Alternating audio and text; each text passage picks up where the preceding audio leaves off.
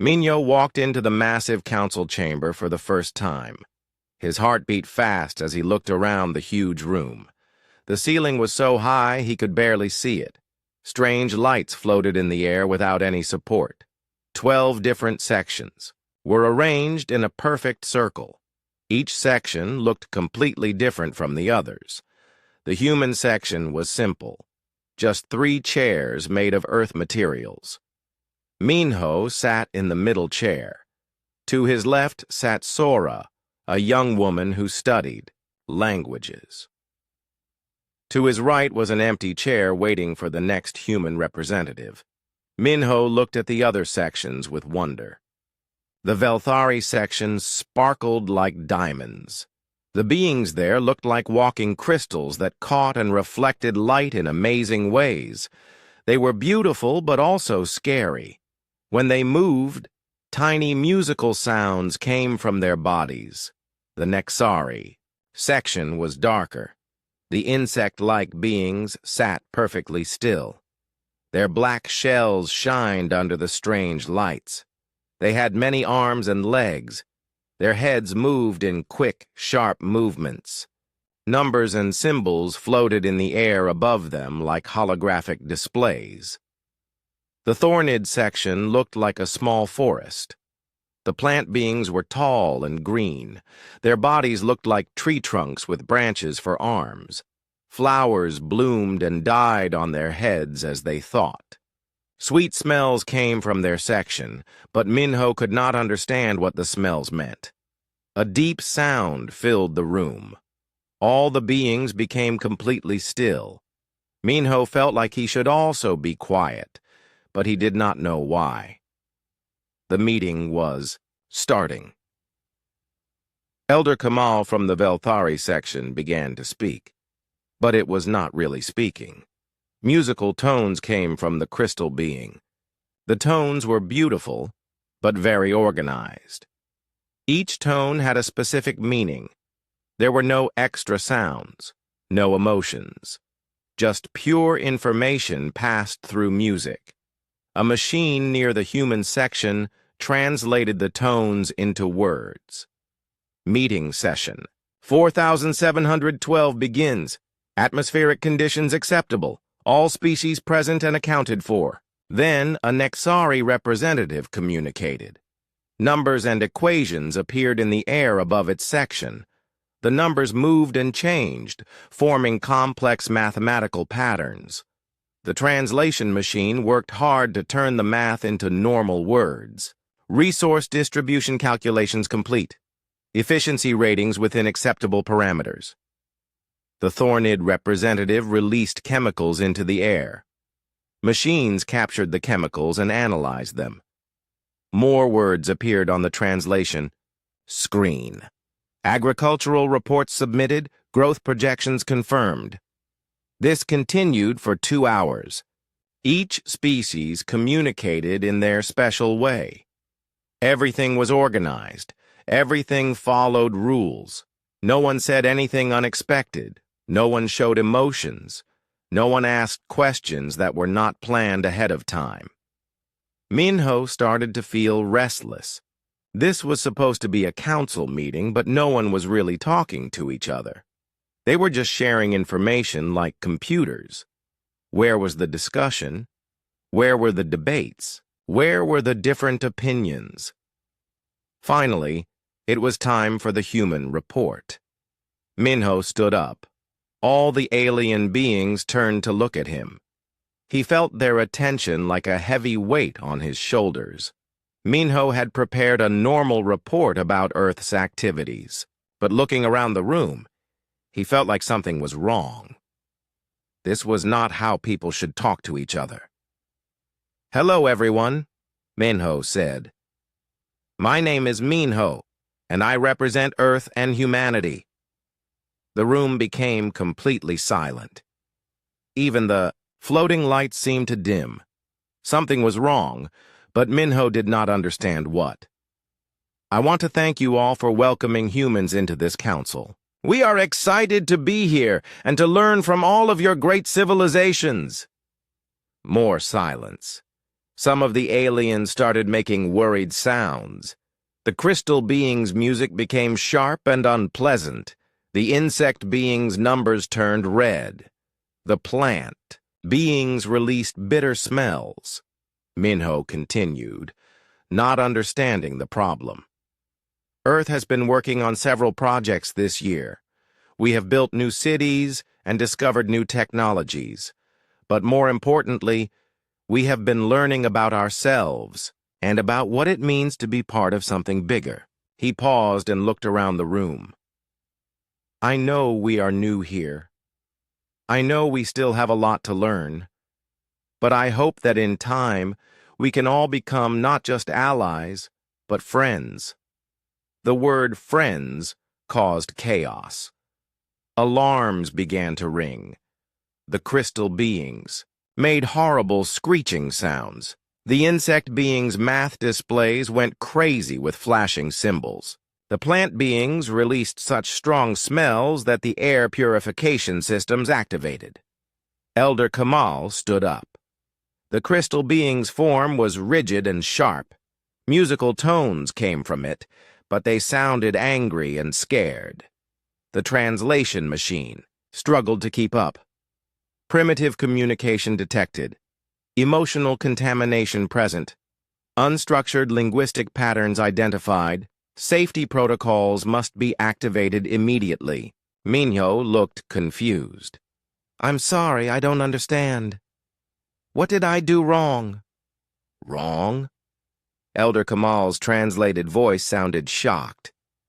You used uncontrolled speech. You expressed personal emotions. You spoke without following proper communication protocols.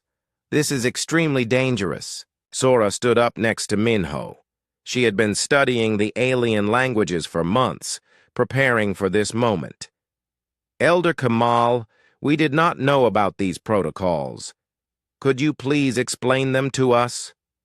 Explain? The crystal being seemed confused by the question. Communication protocols are not explained. They are absolute. They prevent chaos. They prevent destruction. They prevent the return of the dark times. The room filled with agreement sounds from all the alien species. Even though they communicated differently, they all seemed to agree on this point.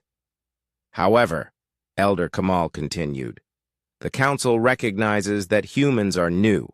You have not learned proper communication methods. The Council will grant you a grace, period. You have 30 standard days to learn acceptable speech patterns. After that time, you must follow protocols like all other species. The meeting ended quickly after that. The aliens left without any informal conversation. No one said goodbye. No one asked questions. They simply completed their formal duties and departed. Minho and Sora sat alone in the massive chamber. The floating lights dimmed automatically.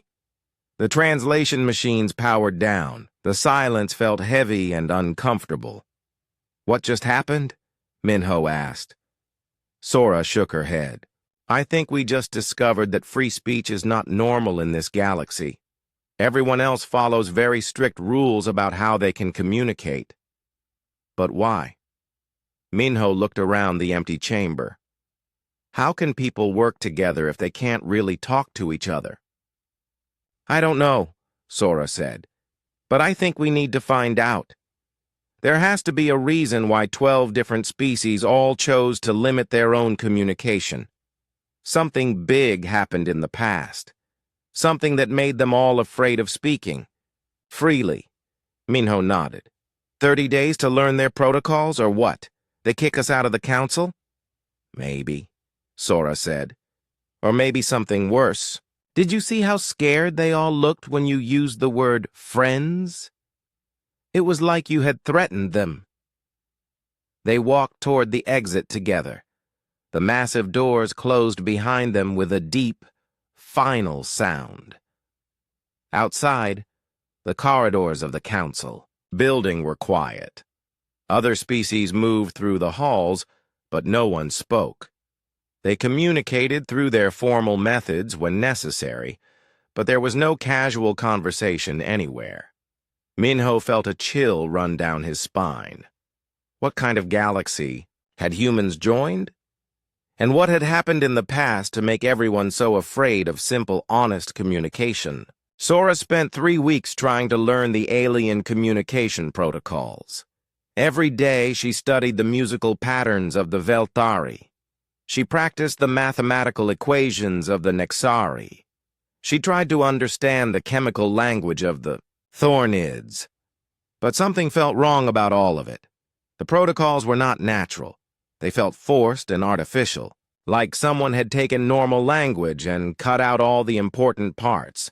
There were no words for emotions, no way to express personal opinions, no method to show creativity or imagination. Sora worked late every night in the Council's public library. The library was huge, with information from all 12 species, but most of the historical records were marked as restricted or classified. She could only access basic information about each species' culture and science. One night, as Sora searched through Nexari mathematical texts, she noticed something strange. A young Nexari was sitting alone at a nearby table. The insect being was looking at the same kind of historical mathematics that Sora was studying. But instead of following proper protocols, the being seemed frustrated. The Nexari looked around carefully, then did something shocking. It spoke in simple words instead of mathematics. "This does not make sense," the being whispered. Sora nearly fell out of her chair. A Nexari had just used normal speech. This was supposed to be impossible. She moved closer to the young alien. "Excuse me," she said quietly. "Did you just speak in words?" The Nexari's large eyes went wide with fear. It started to leave, but Sora held up her hand. "Wait, please. I'm Sora, the human linguist. I'm not going to report you. I'm just curious." The young Nexari stopped. It looked around the empty library again, then sat back down. "My name is Jiho," it said in careful, quiet words. "I am not supposed to speak like this." "Why not?" Sora asked. "It seems so much easier than all those equations." Jiho made a sound that might have been a laugh. "It is easier, but it is forbidden. We must use mathematics because words are dangerous." "Dangerous how?" "I do not know," Jiho admitted. "The elders say that words without mathematical structure cause chaos. They say this has always been true. But I have been studying old Nexari texts, and something is strange." Jiho showed Sora an ancient mathematical document. The equations were different from modern Nexari communication. They were mixed with symbols that looked almost like words. "These are very old," Jiho explained. "From before the Great Silencing. My people used to communicate differently. The mathematics was there. But there were other things, too. Things that look like what you humans call words." Sora felt excited. "The Great Silencing? What was that?" "I do not know exactly. The records are classified. All I know is that it happened long ago, and after it ended, all species adopted their current communication protocols." "Jiho," Sora said carefully, "would you help me find out more about this Great Silencing? I think it might explain why everyone is so afraid of human speech." Jiho was quiet for a long time. Helping a human research forbidden history could get him in serious trouble. But his curiosity was stronger than his fear. "There are restricted archives beneath this building," he said finally. "I know how to access them. The security systems use mathematical codes, and I am very good with mathematics." 2 nights later, Sora and Jiho met in the library after closing time. Jiho had brought special tools to override the security systems. They made their way down several levels beneath the main building. The lower levels were older and darker. The walls were made of different materials, as if they had been built in a different time. The restricted archives were enormous. Millions of documents from all species were stored here. Most were so old that they required special equipment to read them. Jiho found the section on galactic history. The documents were organized by time period. Most of the recent history was available in the public library. But there was a gap. A large section of time that was completely restricted. Here, Jiho said, pointing to a sealed section. These documents are from the time period around the Great Silencing. They require special authorization to access. Can you override the locks? Sora asked. Jiho nodded. His mathematics were better than the old security systems. Within an hour, they had access to the forbidden records. What they found changed everything. The oldest documents showed a galaxy that was completely different from the current one. All species communicated freely. The Velthari used music, but they also used words, emotions, and complex expressions. The Nexari used mathematics, but they combined it with poetry and storytelling. The Thornids used chemicals, but they also used sounds and gestures. Ancient recordings showed meetings where different species debated passionately. They argued, they laughed, they got angry, they made friends. Communication was wild and creative, and alive. But then the documents began to show problems. Look at this, Sora said, reading from a Velthari historical record. It says that a trade dispute between the Velthari and the Thornids escalated because of misunderstood emotional expressions. The Thornids thought the Velthari were insulting them, but the Velthari were trying to be friendly. Jiho found a Nexari document about the same event. My people tried to mediate the dispute, but our mathematical approach conflicted with both species' emotional responses. The situation got worse. More records showed similar problems happening across the galaxy. Free communication led to misunderstandings. Misunderstandings led to conflicts. Small conflicts grew into larger wars. Then they found the records of the Great War. It lasted 50 years. 3 entire civilizations were destroyed completely. Billions of beings died. Entire planets were left empty. The cause was traced back to a simple miscommunication between 2 species that had been allies for centuries. This is terrible, Sora whispered as she read the casualty reports. But the worst was yet to come. They found documents about something called weaponized communication. During the war, some species had learned to use their natural communication abilities to cause psychological damage to their enemies. The Velthari could create music that drove other species insane. The Nexari could present mathematical proofs that convinced people to give up hope. The Thornids could release chemicals that caused depression and fear in anyone who smelled them. Other species developed similar weapons. Words became tools of destruction. Communication became a form of warfare. Now I understand, Jiho said sadly. After the war ended, all species agreed to restrict their communication. They were afraid that free speech would lead to another war.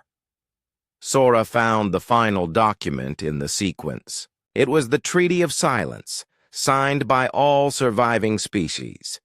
Each species agreed to limit their communication to safe, structured protocols.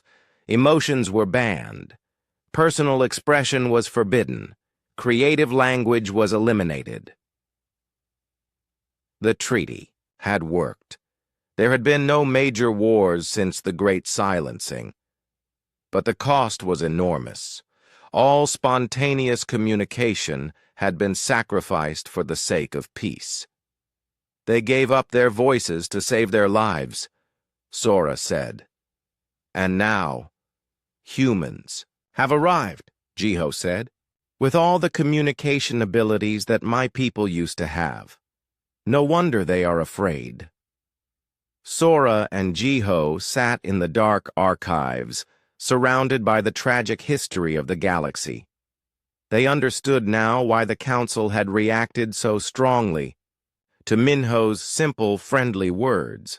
To them, human communication looked exactly like the dangerous abilities that had once destroyed civilizations. "What do we do now?" Jiho asked. "I don't know," Sora said.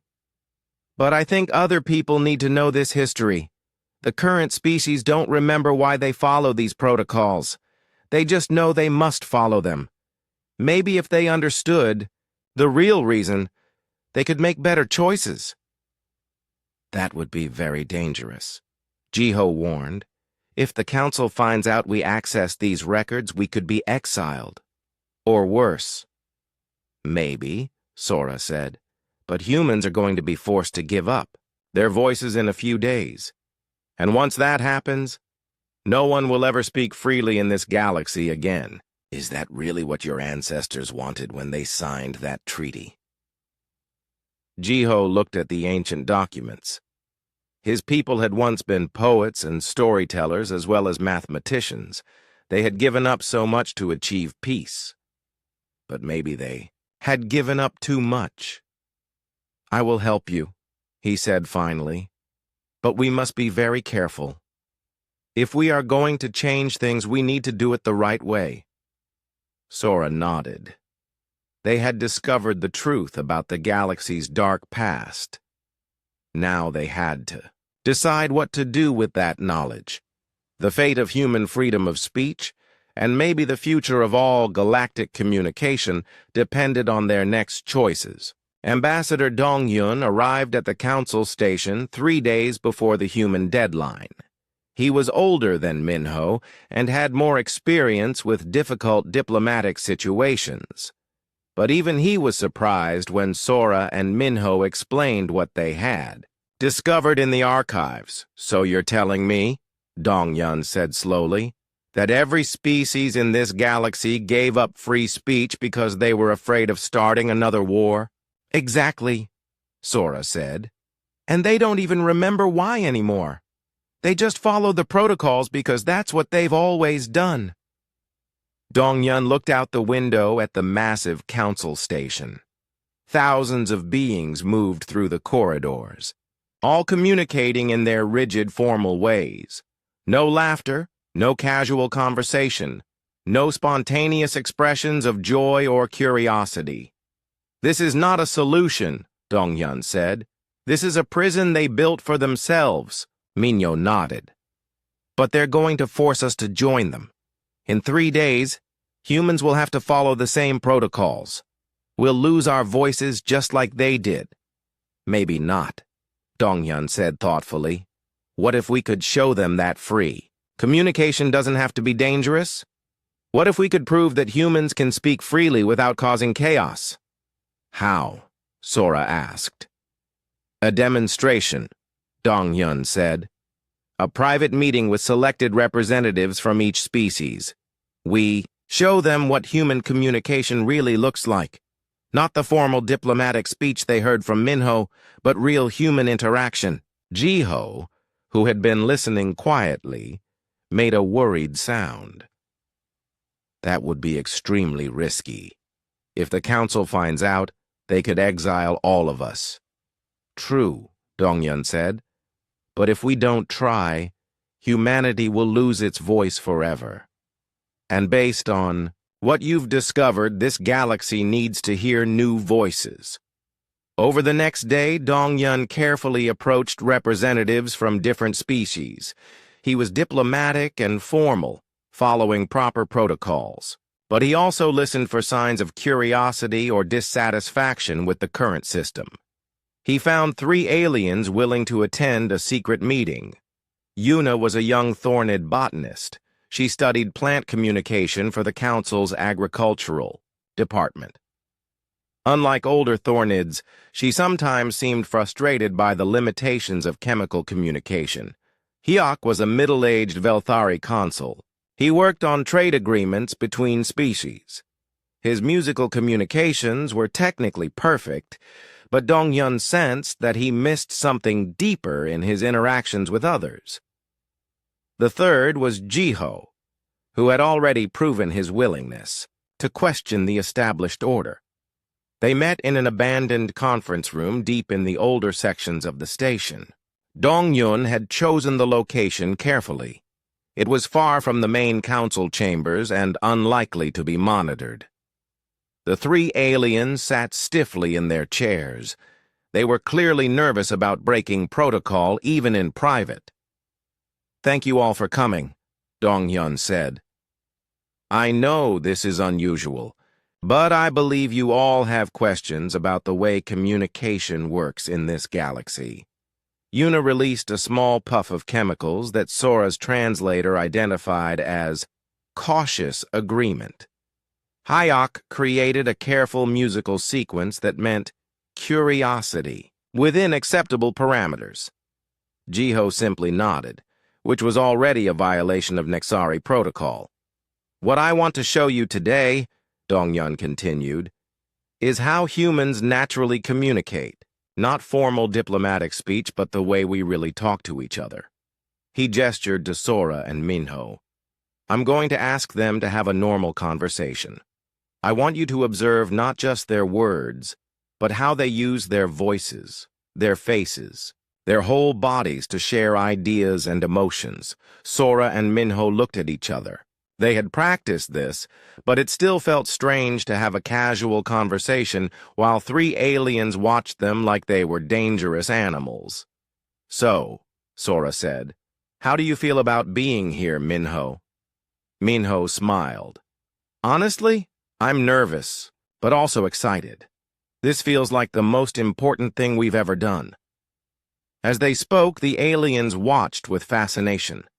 They observed how Minho's facial expression changed when he mentioned being nervous. They noticed how Sora leaned forward when she was interested in something.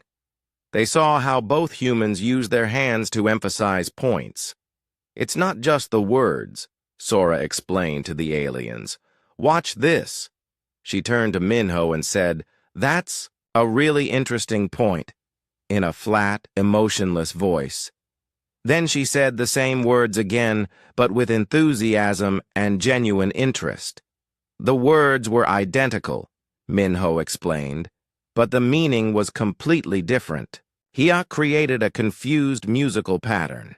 His translator said, "How do you distinguish between true and false enthusiasm?" "Practice," Sora said, "and context, and knowing the person you're talking to. But also, we accept that miscommunication happens sometimes. When it does, we ask questions and clarify." Dong-Yun decided to take a bigger risk. "Let me show you something even more complex. Minho, tell us about your home on Earth." Minho's expression softened. "I grew up in a small city, surrounded by mountains.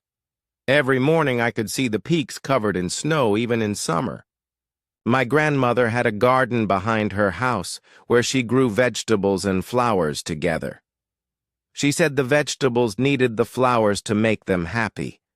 As Minho spoke, his voice carried emotions that no translator could capture.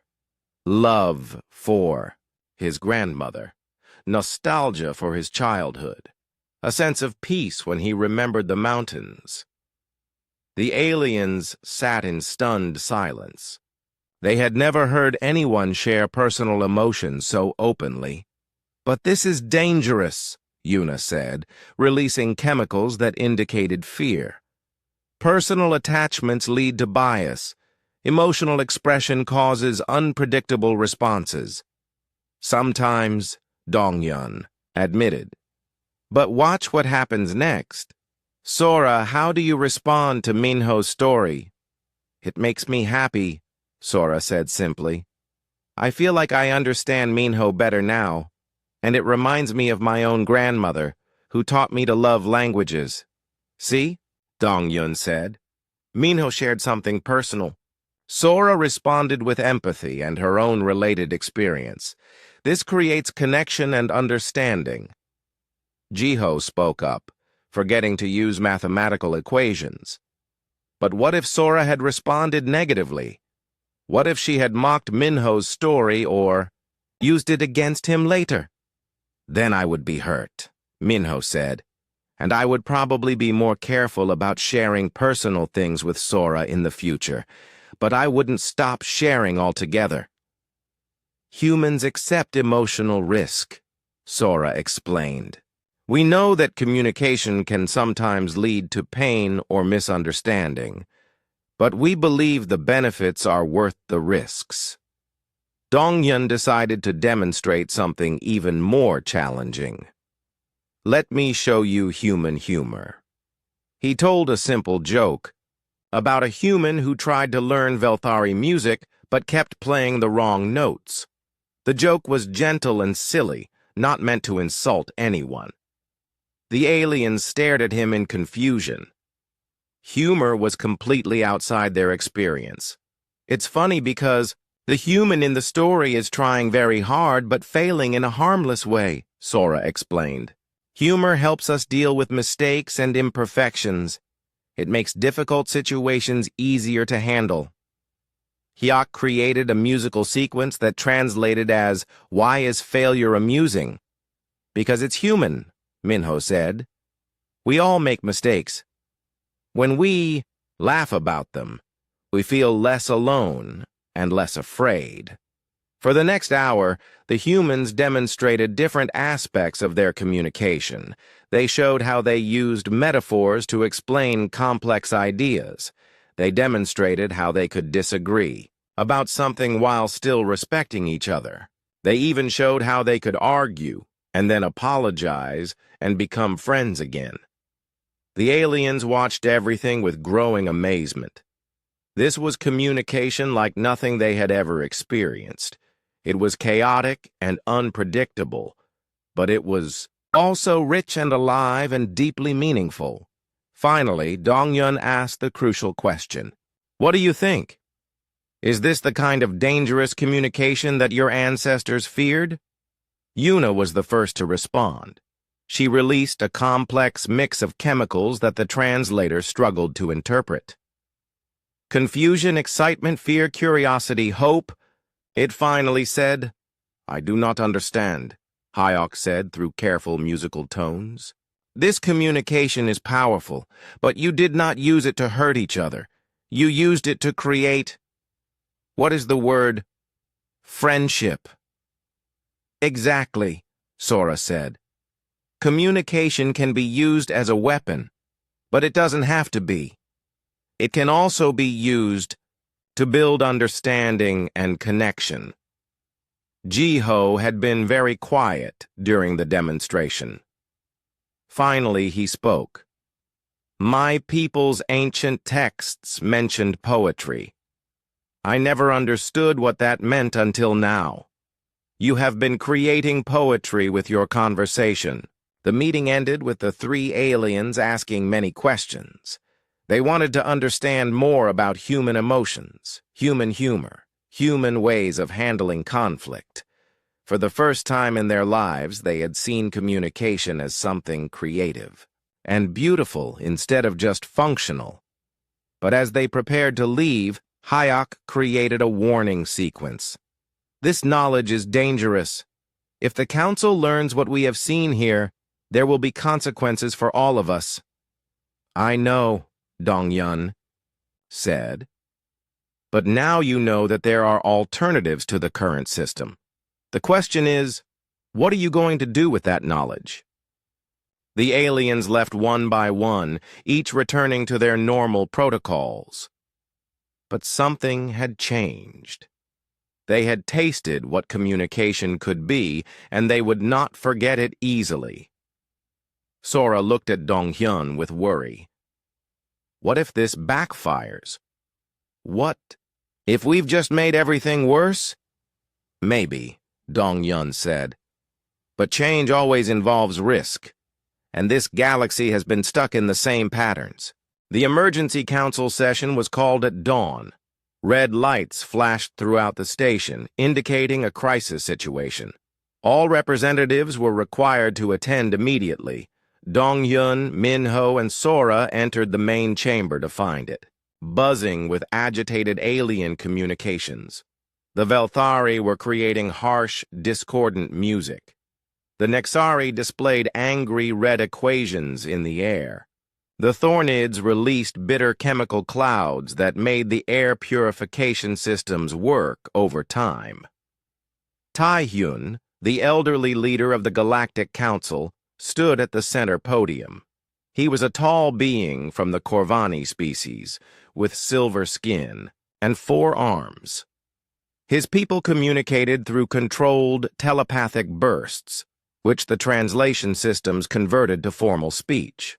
"This emergency session has been called," Tae-Hyun announced, "to address a severe breach of communication protocols that threatens the stability of our galactic community." Elder Kimun of the Nexari rose from his section.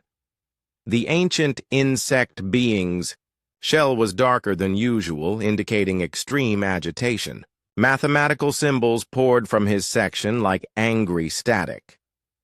"Evidence has been presented," the translation system said, converting his equations into words, "that the human delegation has been conducting unauthorized communication experiments with selected council members. This violation of the Treaty of Silence cannot be tolerated." Dong-Yun felt his heart sink. Someone had reported their secret meeting. He looked around the chamber, trying to see which of the 3 aliens had betrayed them. But Yuna, Hyuk, and Jiho all sat in their sections, following proper protocols. Their expressions gave nothing away. Elder Kamal of the Velthari added his voice to the accusations. His crystal form glowed with sharp, angry light as he created a formal musical statement. "The humans have demonstrated the exact behaviors that led to the Great War," the translation said. "They have used emotional manipulation, personal appeals, and unstructured communication to influence council members. This is precisely what the Treaty of Silence was designed to prevent." Tae-Hyun gestured for silence. "The evidence is clear. 3 council members attended an unauthorized meeting where humans demonstrated forbidden communication techniques. The security recordings from the older sections of the station confirm this violation." Sora whispered to Dong-Yun. "Security recordings? You said that area wasn't monitored." "I thought it wasn't," Dong-Yun whispered back. "The systems in that section are very old. I didn't realize they were still active." Tae-Hyun continued his formal address. "The council must now decide how to respond to this crisis. The options are clear. The humans must either accept full communication restrictions immediately or face permanent expulsion from the galactic community." A murmur of agreement came from most of the alien sections. The established order had been threatened and they wanted it restored immediately. But then something unexpected happened. A section that had been quiet suddenly became active. Wu Jin, a progressive leader from the Thornid Agricultural Council, began releasing chemicals into the air. The translation system worked to convert the complex chemical message. "Request for alternative consideration. New data requires evaluation before final decision." Elder Kimon's equations turned an even darker red. "No alternatives exist. The treaty is absolute. Violations must be corrected or removed." But Wu Jin was not finished. More chemicals flowed from the Thornid section, creating a message that surprised everyone. Historical research suggests current protocols may be unnecessarily restrictive. Recent observations indicate potential benefits of limited communication evolution. The chamber erupted in chaos. Half the aliens created sounds of shock and anger. The other half seemed confused but interested. No one had challenged the Treaty of Silence in living memory. Hyok suddenly stood in the Velthari section. Against all protocol, he created music that was not formal or structured. It was beautiful and sad and personal. The translation system struggled with the emotional content. Personal testimony request. Individual experience sharing authorized self-permission granted. Elder Kamal's form went completely rigid. Unacceptable communication detected. Velthari representative must cease emotional expression immediately. But Hyok continued. His music told a story. It described years of frustration with limited communication. It expressed sadness about missed connections with other beings. It shared hope that things could be different. Other representatives began to react. Some created angry responses, demanding that Hyok follow proper protocol, but others seemed moved by his musical story. Then Jiho stood in the Nexari section. Instead of displaying mathematical equations, he spoke in simple words. "I have studied the historical records," he said clearly. "Our current communication systems are based on fear, not wisdom. We have sacrificed too much for the sake of safety." Elder Kimon's shell actually cracked with shock. A Nexari speaking in words instead of mathematics was unthinkable. "Traitor," the Elder's equations declared. "Protocol violation maximum severity level. Immediate exile required." But more voices began to join the rebellion. Young representatives from several species began using unauthorized communication methods. Not the dangerous weaponized communication from the ancient war, but simple, honest expression like they had seen from the humans. The chamber split into 3 distinct groups. The traditionalists, led by Elder Kimun and Elder Kamal, demanded that all violations be punished severely. They wanted the humans expelled and the rebel aliens exiled. The progressives, led by Wu Jin and joined by Hyok and Jiho, argued that the communication restrictions had gone too far. They wanted to explore new possibilities for galactic interaction. The moderates, led by Taehyun, were caught in the middle. They wanted to maintain stability but also recognized that something fundamental was changing in the galactic community. This chaos is exactly what the Treaty of Silence was designed to prevent, Elder Kimon declared through angry red equations. If we allow this contamination to spread, we will repeat the mistakes of our ancestors. But what if our ancestors made a different mistake? Wu Jin responded through carefully controlled chemical releases. What if they gave up too much? What if there is a middle path between total freedom and total restriction? The debate continued for hours. Some aliens argued that any relaxation of communication protocols would inevitably lead to war. Others suggested that the current restrictions were strangling galactic progress and preventing true cooperation. As the arguments continued, Donghyun realized that this was exactly what the council had feared. Unrestricted communication had led to passionate disagreement and emotional conflict. But instead of violence, it had led to deeper understanding of different viewpoints. Elder Kamal finally created a formal ultimatum through sharp, commanding music. The choice is simple. Either the communication protocols are maintained absolutely, or this council will dissolve in chaos like the ancient assemblies. There can be no compromise. "I disagree," said a new voice. Everyone turned to look at the human section. A young man had entered the chamber and was walking toward the central podium. He was tall and confident, with kind eyes and a calm expression. "My name is Seojun," he said clearly. "I am the newest member of the human diplomatic team, and I believe there is a third option that no one has considered yet." Taehyun looked confused. The human representative was not scheduled to address this session. I know, Seojun said. But this session is about communication, and communication is what humans do best. I think it's time for someone to demonstrate exactly why humans should be allowed to keep their voices. The chamber fell completely silent. Even the angry representatives stopped their protests. Everyone was curious about what the young human would say. Seojun stood at the center of the massive chamber, surrounded by hundreds of alien beings. The weight of galactic history pressed down on him. The future of human freedom and possibly galactic communication itself depended on his next words.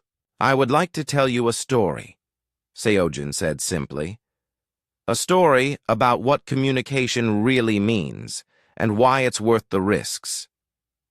Elder Kimun's equations flashed angrily. Stories are emotional manipulation. Unstructured narrative is forbidden. Then stop me, Seojun said with a small smile. Use your protocols to prevent me from speaking. Show everyone how effective your communication restrictions really are. The challenge hung in the air. The traditionalists could stop Seojun, but only by proving his point about the limitations of their system. They could silence him, but they couldn't respond to his ideas without breaking their own rules. Elder Kamal created a sharp musical command. Security personnel will remove the human speaker. But before security could move, Taehyun raised one of his 4 hands. Wait. The human has a point. If our communication systems are superior, we should be able to respond to his words effectively. Let him speak. Then we will demonstrate the power of structured communication by refuting his arguments. Elder Kimun's shell cracked further with frustration, but he could not argue with the council leader's logic. Seojun nodded gratefully to Taehyun. Thank you. Now let me tell you why words matter, and why this galaxy needs to remember how to speak. Seojun stood in the center of the vast chamber, looking at the hundreds of alien beings surrounding him. He could feel their attention like a physical weight. Some watched with curiosity, others with fear, and many with anger. But all of them were listening. Let me start with a question, Seojun said. Why do you think humans are the only species that still speaks freely? Elder Kimun's equations flashed red with impatience. Primitive development, lack of historical experience, ignorance of proper protocols. Those are the obvious answers, Seojun agreed. But I think the real reason is different.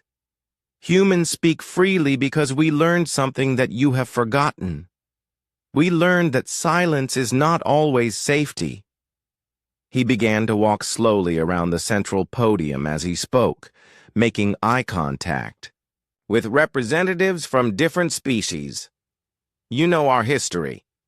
Humans have fought terrible wars.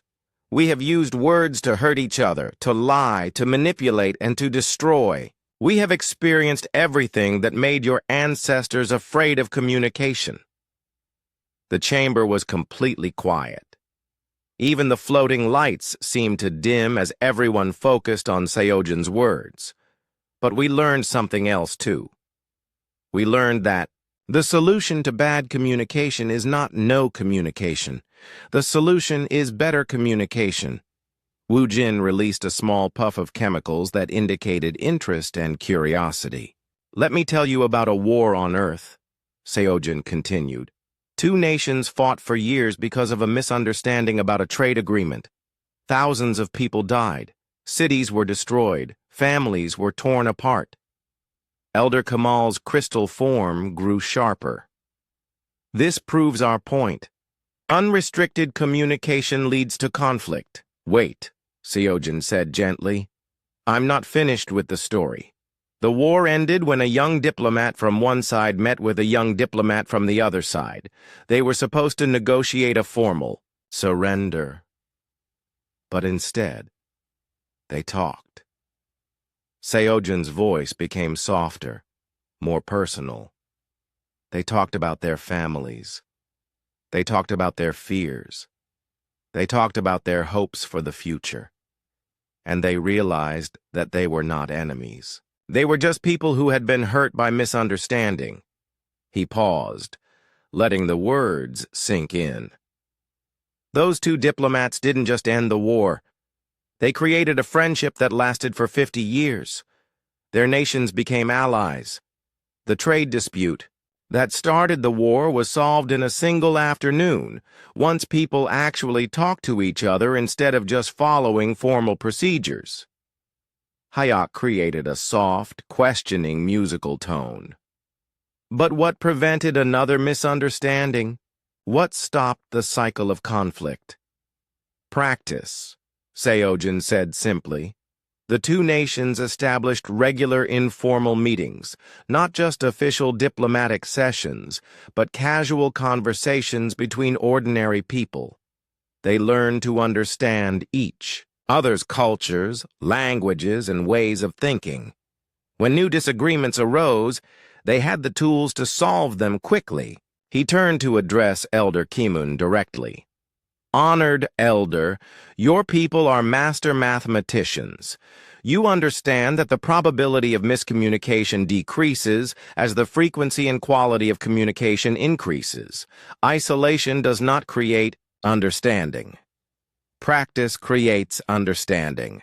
Elder Kimun's equations flickered with uncertainty. The mathematical logic was sound, but it contradicted everything he believed. Seojun continued. I've studied your history in the archives. Your ancestors didn't just fear war. They feared losing their unique identities.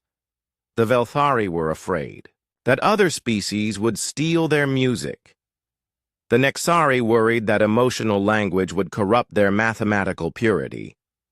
The Thornids feared that artificial communication would replace their natural chemical abilities. He gestured to the different sections of the chamber. But look what happened instead. By restricting your communication, you didn't preserve your uniqueness. You lost it. The Velthari music has become mechanical. The Nexari mathematics have become sterile.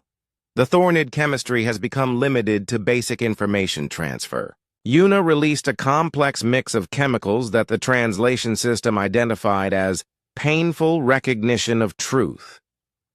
Humans are not asking you to give up your natural communication methods, Seojin said. We're asking you to remember what they can really do. Hyok, your music 3 days ago was the most beautiful thing I've ever heard from a Velthari. It had emotion, personal meaning, and artistic creativity. It was what your ancestors' music must have sounded like. Hyok's crystal form began to glow with soft, warm light. Jiho, Seojin continued, when you spoke in words instead of just equations, you didn't become less of a Nexari. You became more of one. You showed that your people can combine mathematical precision with emotional truth. And Una, he said, looking at the Thornid section, your chemical expressions today have been richer and more complex than any formal botanical reports. You're not just sharing data, you're sharing understanding. Elder Kamal created a sharp musical protest. Emotional expression leads to bias and irrationality. Sometimes, Seojin admitted. But it also leads to creativity, empathy, and innovation. Let me ask you something, Elder Kamal. In the 1,000 years since the Treaty of Silence, how many major scientific breakthroughs has this galaxy achieved? The crystal being's form flickered with uncertainty. How many artistic masterpieces have been created? How many philosophical insights have been discovered? How many problems have been solved through creative thinking? Taehyun spoke for the first time in hours. Progress has been steady, stable, safe. Safe, yes, Seojun agreed, but also stagnant. You've created a galaxy where no one makes mistakes, but no one makes discoveries either. You've eliminated chaos, but you've also eliminated growth. He moved to stand directly in front of the council leader. Honored Tae-hyun, you lead a council of 12 species, but do you really know any of them? When you make decisions together, are you combining 12 different perspectives, or are you just processing 12 different versions of the same formal data?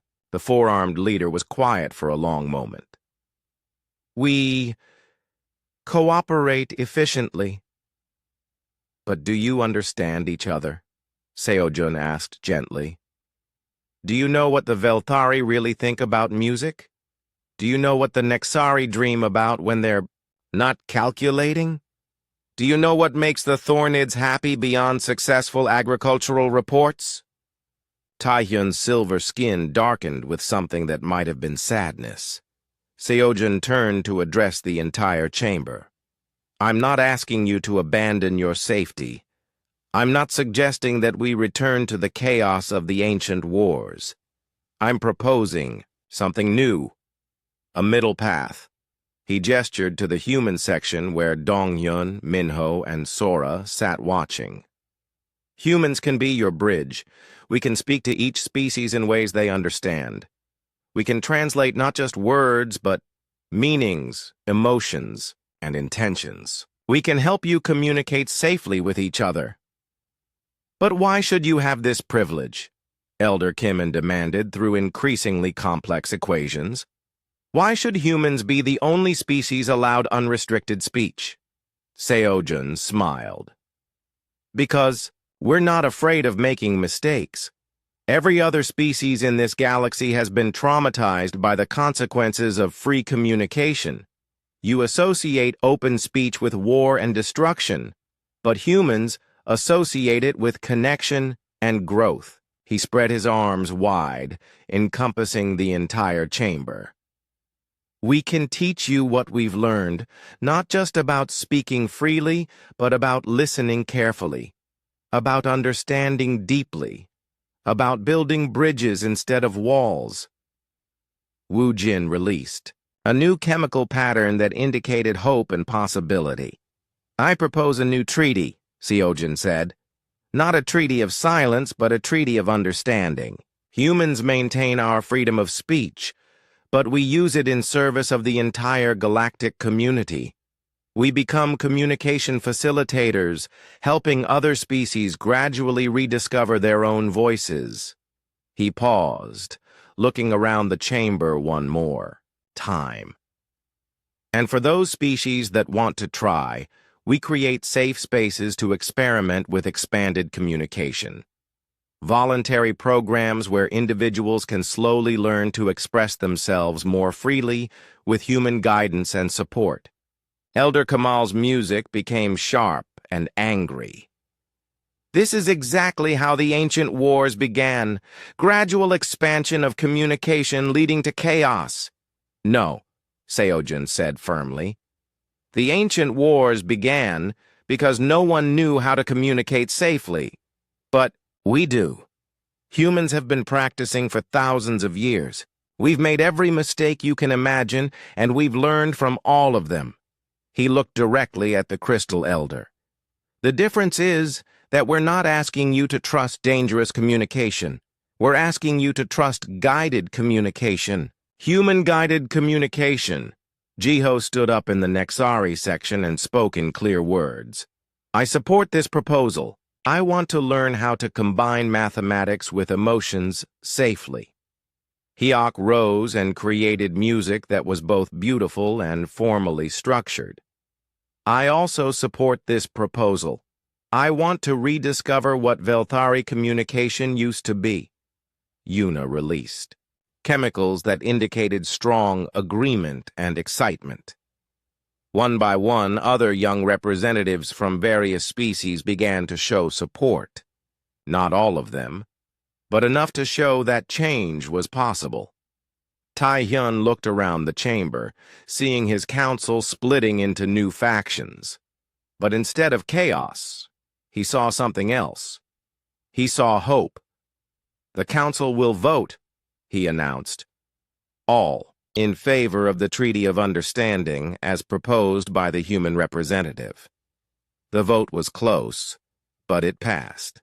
The traditionalists were outnumbered by the combination.